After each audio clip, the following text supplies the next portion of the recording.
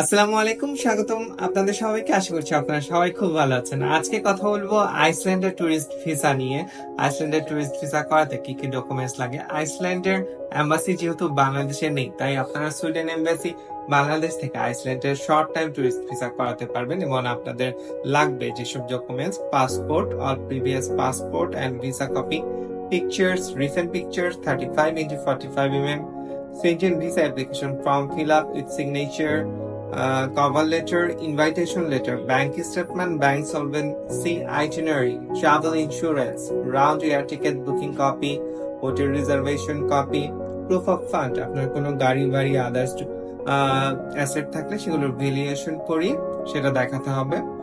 Income tax document, tin certificate, professional proof, আপনি যদি job holder হয়ে থাকেন এনওসি লাগবে, স্যালারি স্টেটমেন্ট লাগবে, পে স্লিপ লাগতে পারে।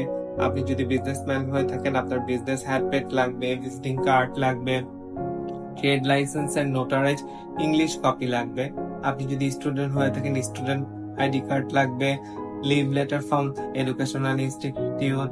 আপনি যদি বার কাউন্সিলের সার্টিফিকেট লাগবে, লয়ার হয়ে থাকলে বিএমডিসি সার্টিফিকেট লাগবে, ডক্টর হয়ে থাকলে।